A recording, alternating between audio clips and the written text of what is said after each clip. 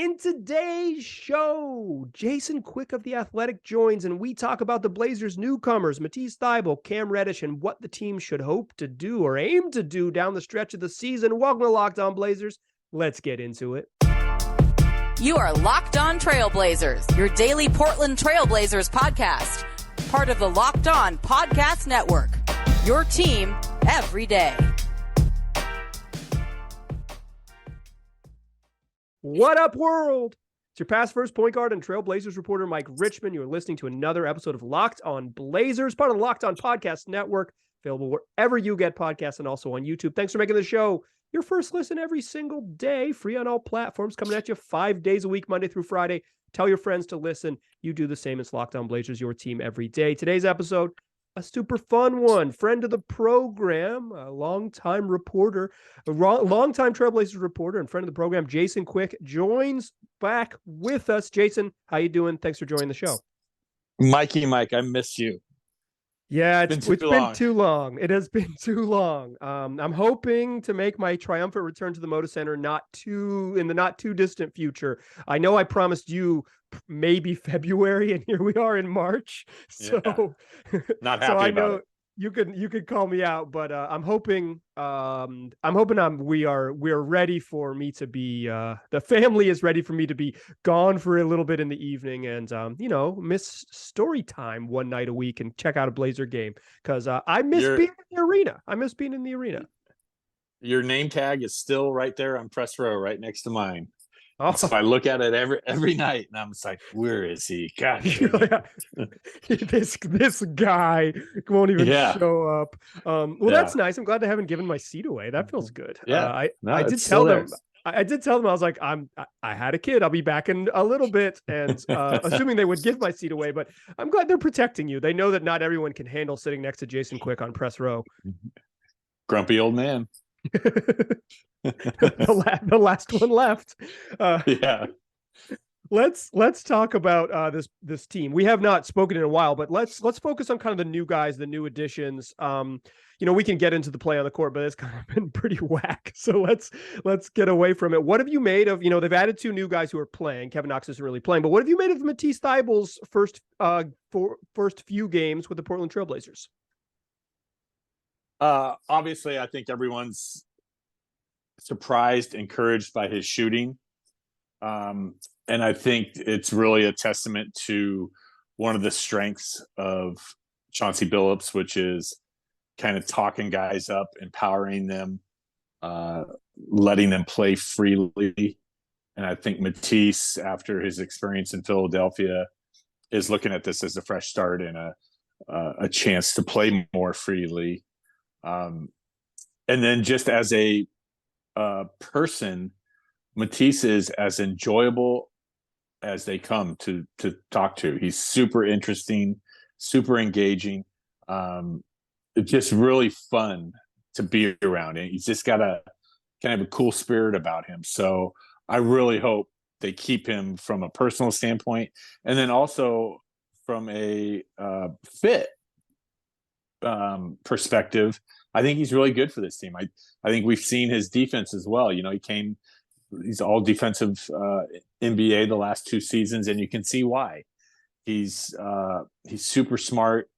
He has great feel, and I just think that's obviously something that this team needs. But I think obviously the thing that really jumps out is he's better than advertised offensively, or has been better than advertised offensively.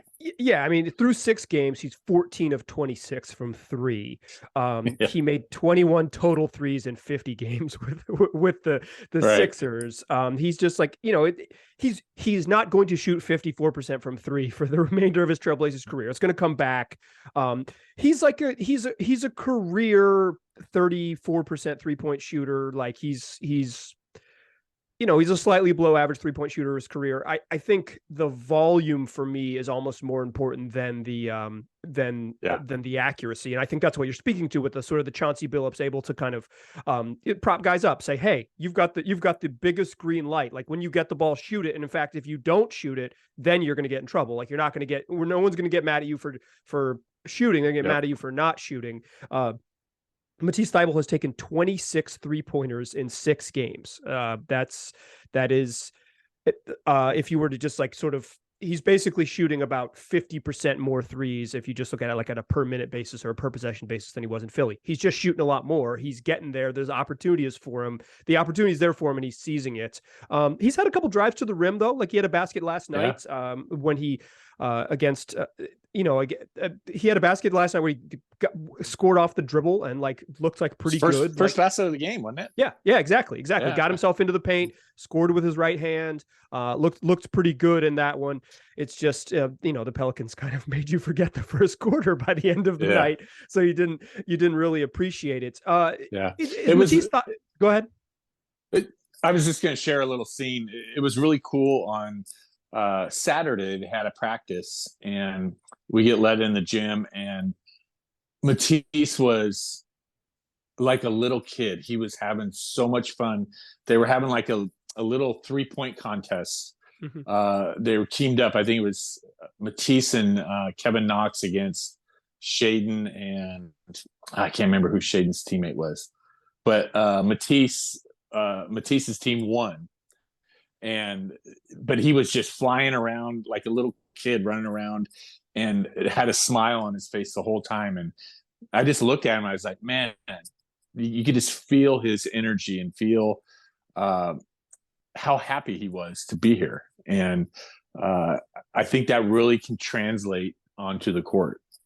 Yeah, there's something so inexact about fit, right? Like, you see Josh Hart excelling in New York in a way that he didn't excel here.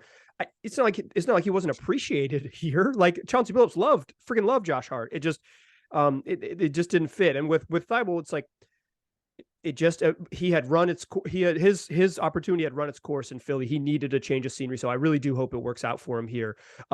This is like a reporter thing that I think my eye and my brain maybe reads more than your average person. But you wrote a story about Matisse right when he showed up, and it was about the book he was reading and kind of the opportunity and all that. And my read on it, my reaction was, if Matisse Thybulle talked to Jason in the locker room prior to his first game, he's a good dude. Like, that's a good guy.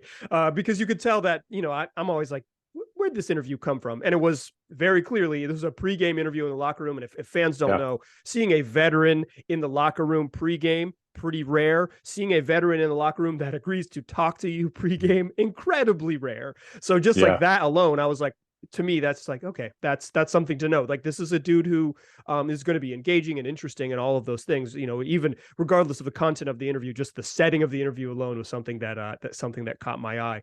How much have you, go ahead. It was really cool because I was really lucky that night because as I was walking into the locker, so you kind of, there's a hallway and then you go into the Blazers locker room area.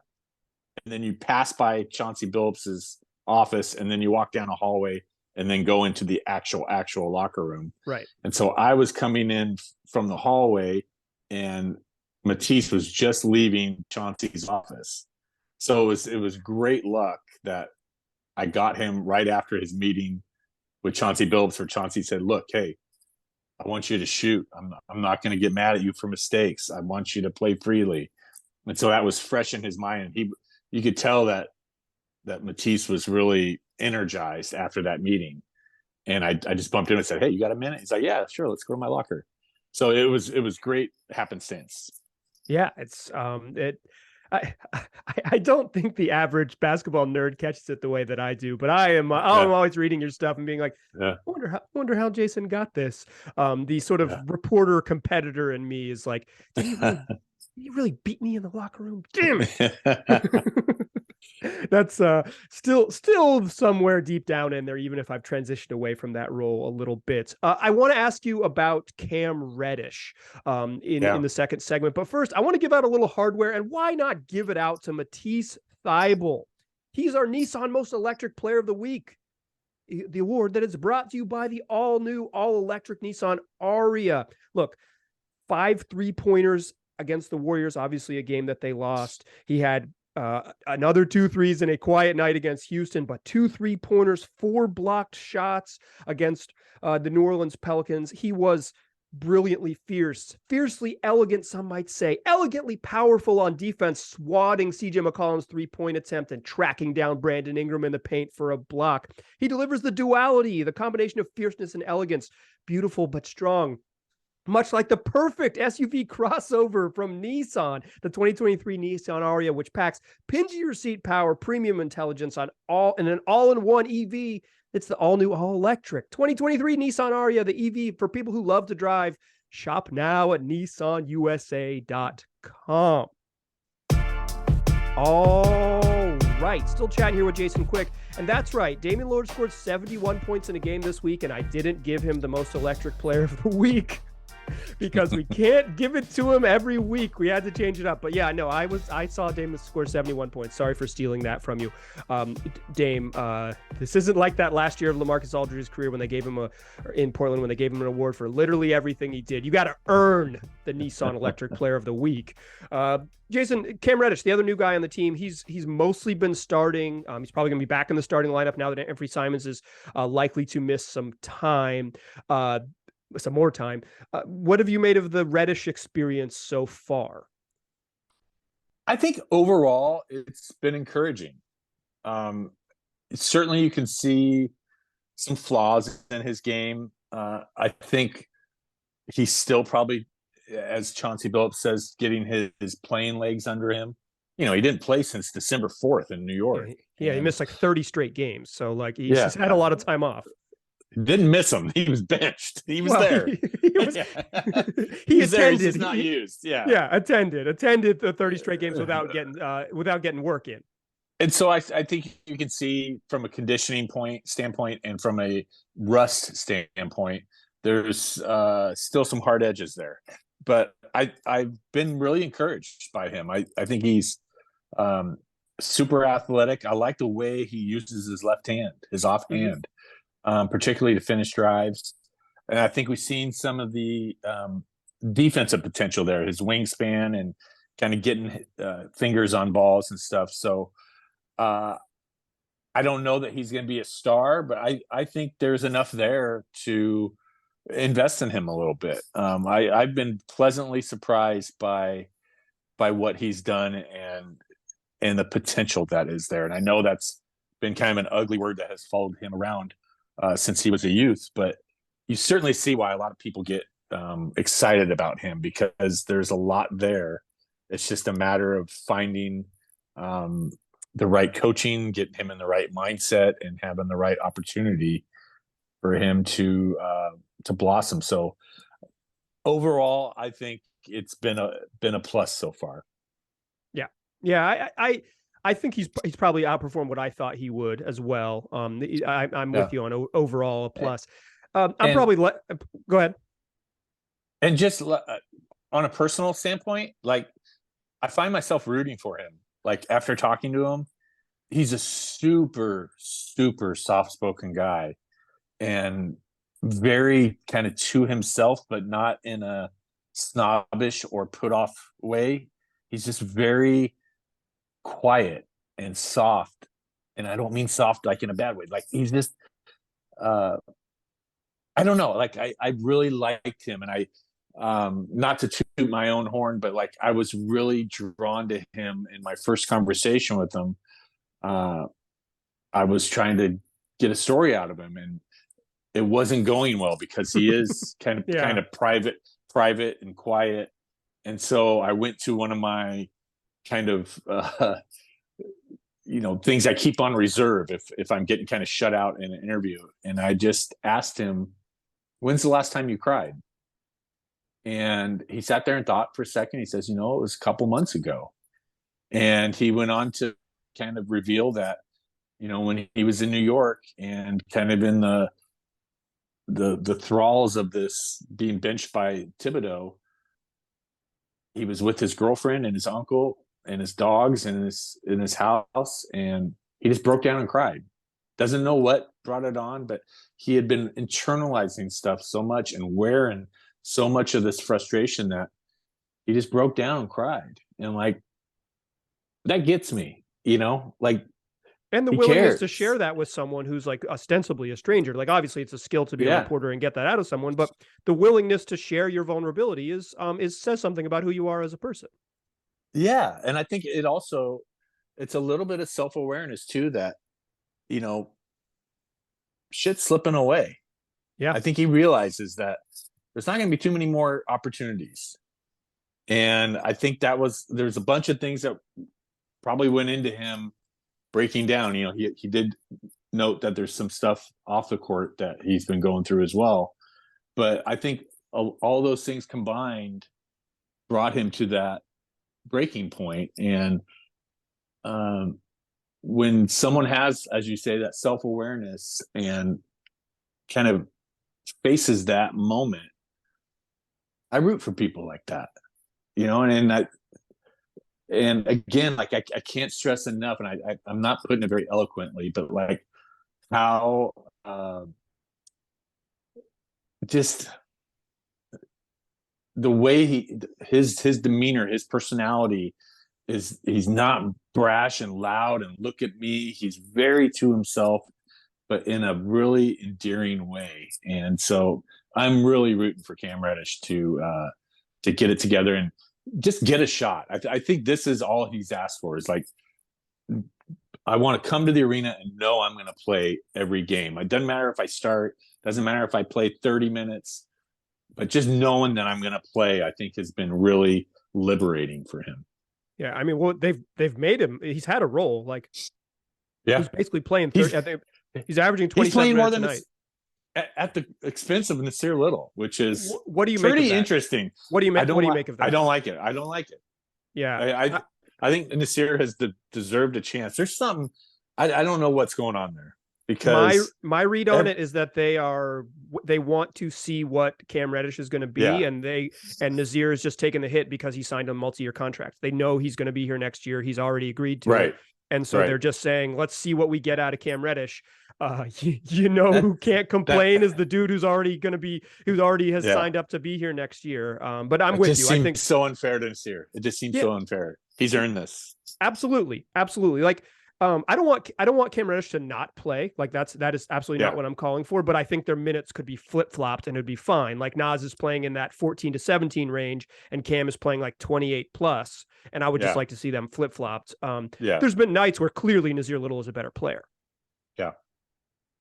Yeah. I mean, like last night, what did Nasir end up playing last night? I know there was a point he was at 12 minutes and then he got put in the fourth quarter for maybe like the last 5. Yeah. They kind of last 3, maybe. There was like, okay. The last 5. Yeah. It was like, okay, we got to figure it out. I'm pulling it up right now. Nas ended up playing 17 and a half minutes, 17-27. Yeah. But there was a point there in the fourth quarter. It's like, man, where's Nasir? He's only played 12 minutes. Yeah, exactly. And Chauncey's been asked about it, and he said, hey, he's making mistakes. Shit, everyone on his team's making mistakes. Exactly.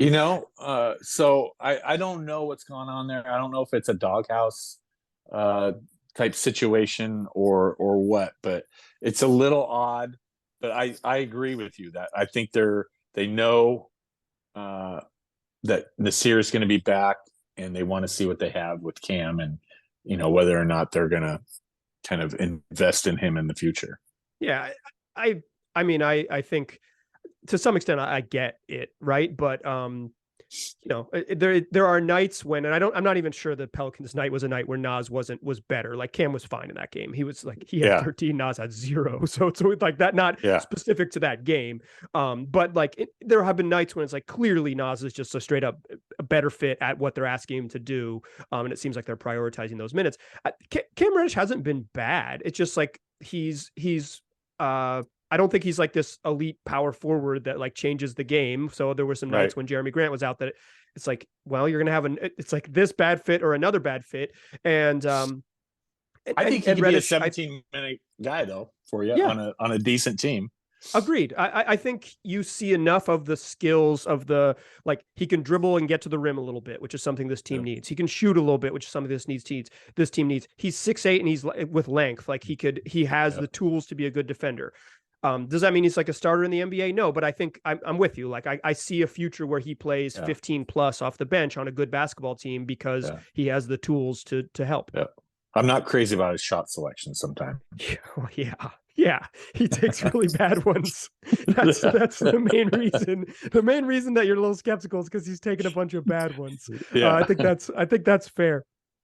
Let's close the show. I want to just talk about like kind of where you see them heading from here as they sit. But before we get to that one, I want to tell my listeners about Built Bar, the best tasting protein bars I've ever had. I've been eating Built Bars regularly for about 3 years. 17 grams of protein, just 130 calories, and 4 net carbs on average. My personal favorites: peanut butter brownie and cookies and cream. And right now, if you want to find out I've been telling you the truth all these years, go to your local Walmart or Sam's Club, because for the first time, Built Bars are available in brick and mortar stores. So go buy a 4-pack, see what you like, then head back to Walmart, head back to Sam's Club, buy that 13-pack, get the big box, and take them home with you and enjoy them. When you need a little pick-me-up, you need a little fuel, and need something that's going to taste great without loading you up on sugar.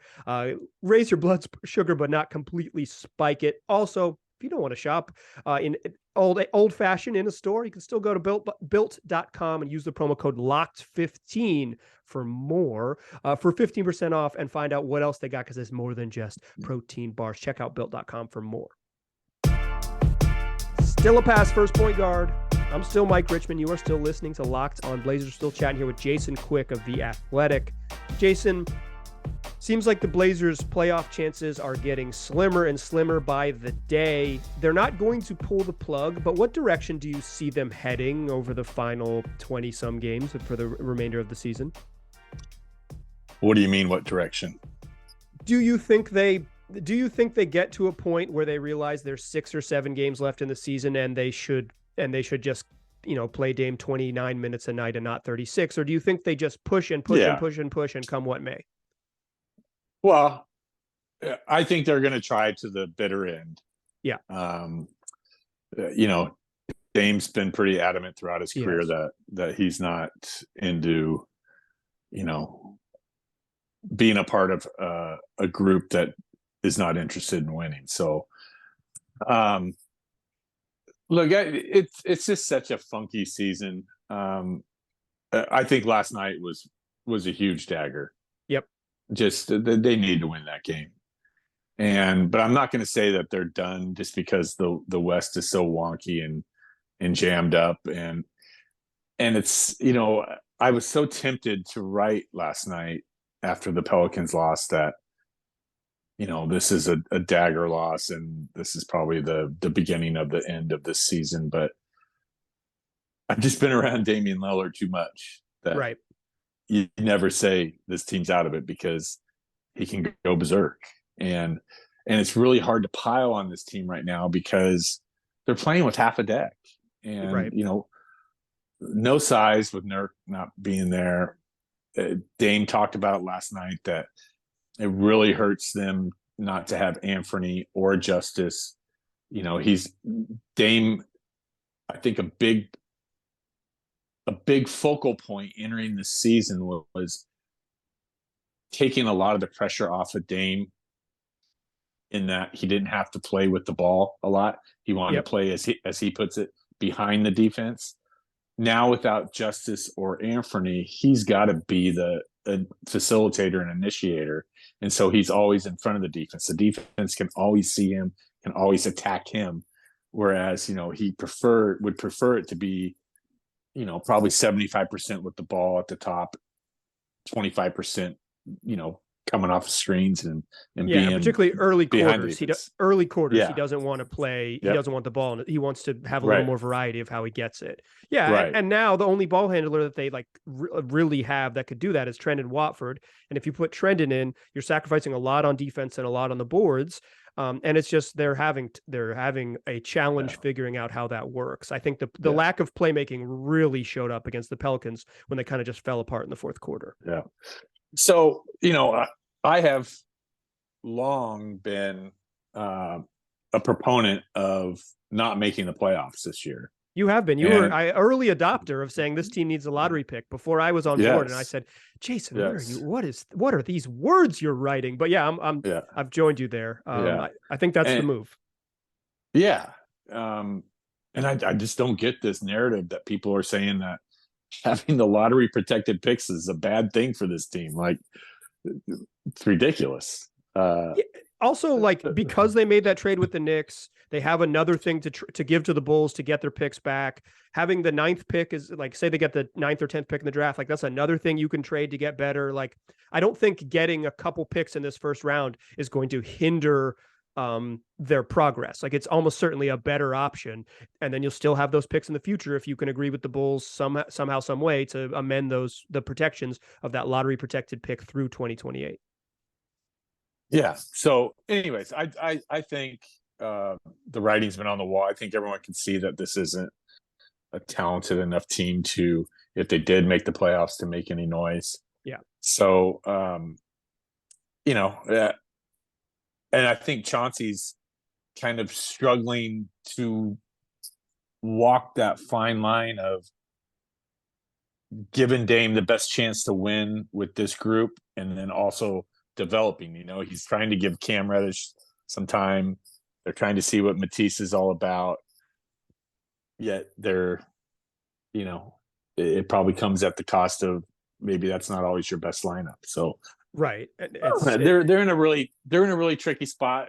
I think not only for the season, but this as an organization, they're caught in that NBA purgatory, just in the middle, and that's the worst place you really want to be. It's really tough. Like, they have been a team that's sort of consistently been shy of contending, but a playoff team. Now they're sort of shy of contending, but not one of the truly bad teams. They've stepped down a tier, and I think one of the really frustrating things is, like, this is maybe the best season of Damian Lillard's career, or if it's not, it's one of it is definitely. Yeah, like he's been incredible, and so as a fan to watch the franchise icon play the best basketball of his career, and then the franchise is selling, just wait, be patient, this summer we make the big move, and it's like, okay. Okay. Yeah.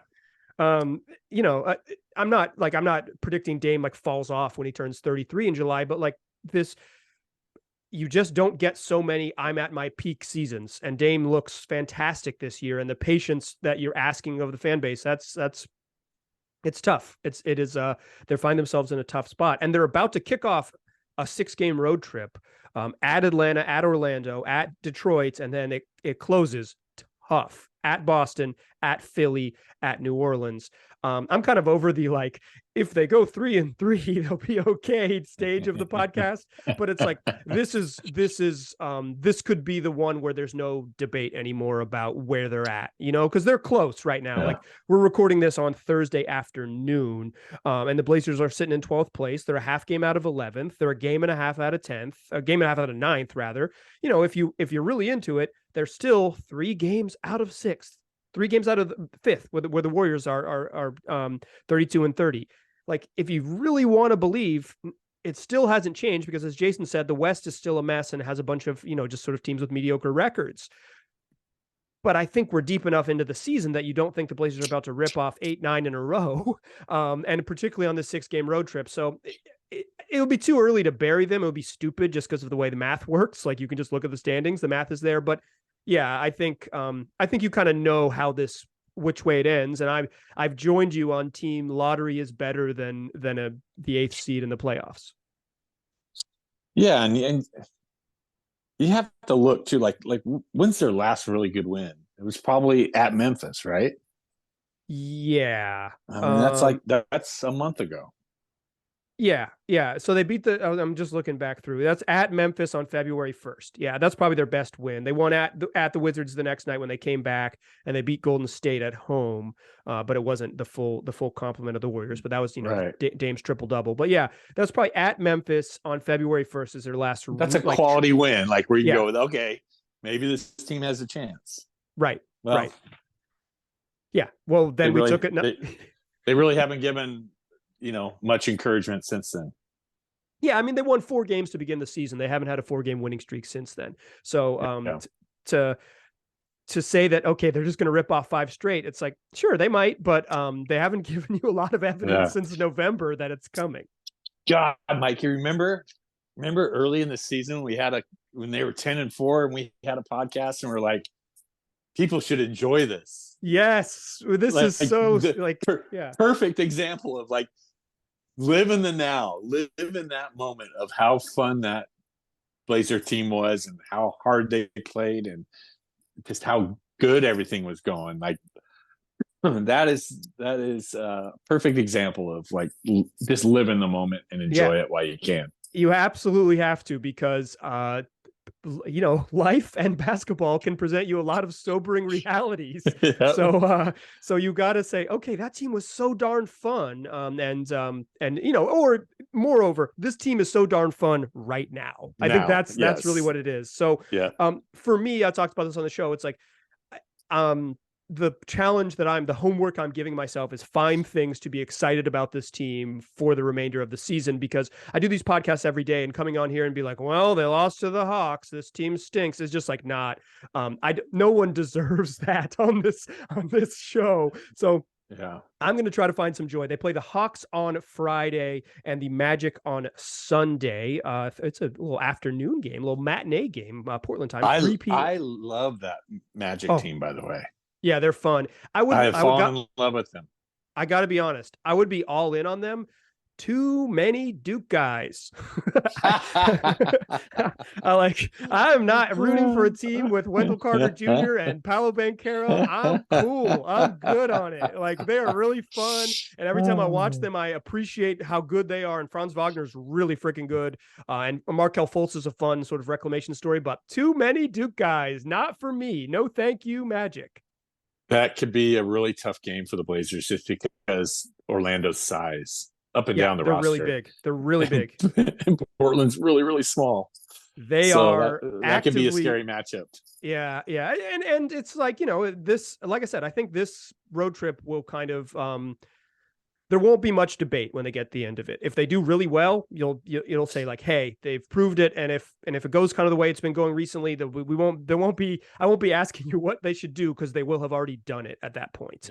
It'll be back. They don't get back in town until March 14th. They play the Knicks on March 14th back home at the Moda Center. So basically 2 weeks on the road. Everybody go read Jason Quick at The Athletic. Jason, thanks so much for joining the program. I always appreciate it. Yep. It's always fun to be with you, Mikey. Let's just go ahead and say Blazers back, Knicks, Celtics, Clippers in that middle of March. Could that be the return of Mike Richmond to the Moda Center? Could it be? Go check it out.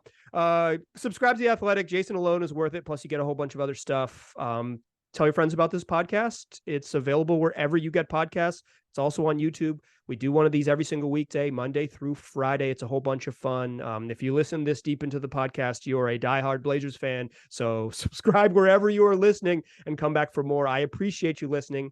I will talk to you soon.